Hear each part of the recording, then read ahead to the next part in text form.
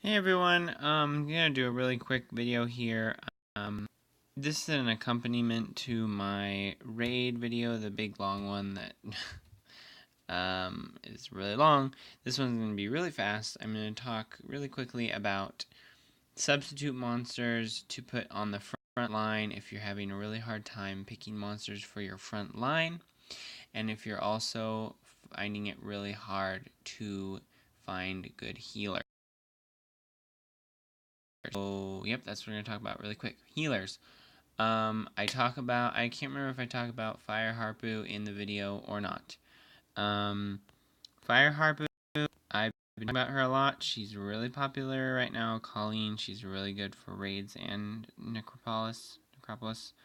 Um, this skill is really good. It's reusable in 3 turns once you power it up. It's just a really solid heal, especially all of your mons are leaning more towards HP than defense. Really good. Really good. The other Harpus are somewhat viable. The water and the dark ones. The dark could actually be really good for the raid boss because it'll be really good at weakening defense. It has 3 debuffs that it will do pretty much very consistent. Go right ahead and stick her in your raid team if you have her, if you're building her for some reason. And same with water. Water is not quite as good, but again, if for some reason you just have her already or you want to give her a try, 3 debuffs again, attack speed, HP, and attack power. She's really going to help you cover those debuffs. Wind and light, not so viable for the Harpus. Okay. Another really good healer is Lulu. I know I got some Lulu fans out there. Gotta give them a shout out. Lulu is really good healer. Really excellent 2-star healer. Especially for raids because it removes debuffs and heals. This one is really good. I'm pretty sure it reduces down to 3 turns. So really good healer. And this increases his attack bar. So the oracles where he gets his attack bar back every time he attacks. So he's going to be healing really often. Not a bad choice at all. A little bit squishy, but hopefully you can make up for that with other things. Okay, there the other howls, they're called. The other howls aren't really viable for the raid. Not even the light one, because it doesn't really remove debuffs as well. Some people are like, oh, the light howl, but no. Shushu is not very good. The last healer that is 2-star that will really help you out if you're having trouble is Rakaja, Wind Yeti. Rakaja's heal is so powerful. It is, where'd he go? Here he is. It recovers HP, so a portion of them are your allies. So if all of your teammates are alive, you're gonna get massive heals on all of them. It's just enormous. So it's based on their percentage of their HP. So it's a huge heal. So and then he has decrease. Stun, no good, but it's okay. And attack decreases attack speed though. This is a fairly high chance. So he's not bad for a raid at all, especially if you're not getting heals. None of the other Yetis are viable except Kume, the Dark Yeti. If you have him and he's just waiting around to be fed or to be fused for Veramos, and you're having a hard time slowing the raid boss, stick him in there because both of his moves decrease attack speed, and he counterattacks. Or excuse me, he does not counterattack, but his attack bar fills up and he reflects damage back. So he is not a bad choice at all. If you, for some reason, don't have Shannon or you can't slow him for some reason, he's not a bad choice.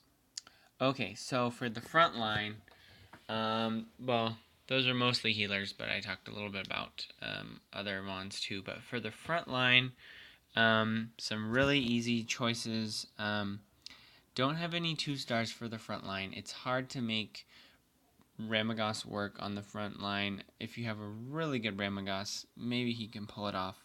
But you also have to have a reviver, or just really good heals as backup. Sometimes even 2 revivers, because it's just too risky putting Ramagos on the front line. So really, there are no 2-stars for the front line, unfortunately. But there are some really good 3-stars. I talk in the video about Water Elephant. All of the elephants, not all of the elephants. 2 of the elephants, 3 of the elephants are very good for elephant. Is amazing for the raid. I talk about it in the video. This skill just makes it so he really never dies ever, and he gives a heal and defense buff. Dark Elephant, oh, so good. If you have Dark Elephant, do not ever feed it to anyone. Basalt, where are you? Basalt, so delicious. He is so good for TOA. He is out of your mind good for TOA. Never feed this monster.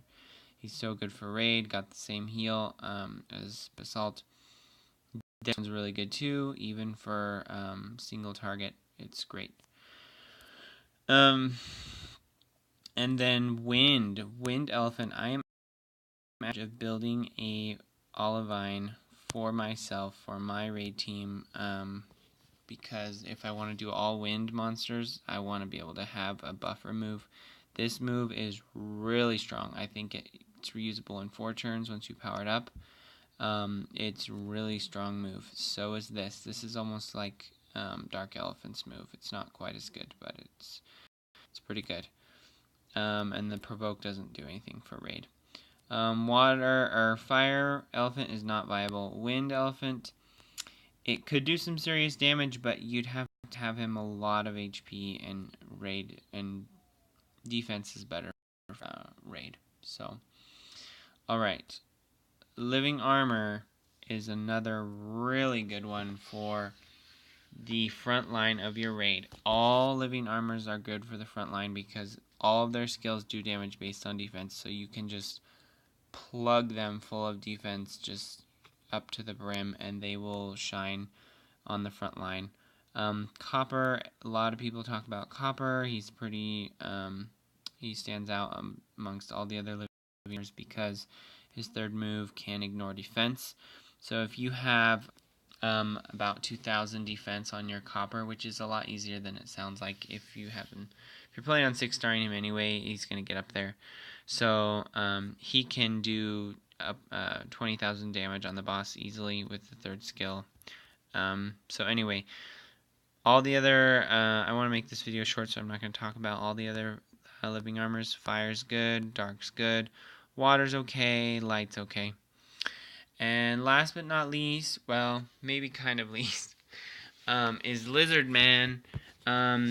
You would not suspect Lizard Man to be good, but Fire Lizard Man would do great on the front line of your raid. Just going to talk about him really quick. The dark one is good too, but the fire one is really the best one because he just straight up decreases the chance of being attacked with a critical hit by 50. It is a passive, so it can be turned off by the raid boss with these Oblivion, but you know, it's really, and decreases the attacker's attack speed for 1 turn with a 50% chance of attack. That's a really high percent chance. I think it's really good. And both of these moves deal damage based on defense. So just, you know, just like living armors, fill them up with defense, stick them on the front line. Honorable mentions, they're not really for the, but I really want to talk about Charger Sharks really fast. Charger Sharks are really good for the raid boss because just the combinations of skills that they have. I wish I could find them really quick. Oh, I even have Water Charger Shark. Why can't I find them? Here we go. just really good. Water is not the best. He's still really good though. Fire is really good for the raid boss. Wind, I'm not so sure about. I haven't looked at light and dark. But anyway, if you have a charger shark, think about them for your raid. Alright, 10 minutes is up on this video. I wanted to make it even faster, but oh well. Hopefully you got some good information out of that. Thanks, and watch for more videos.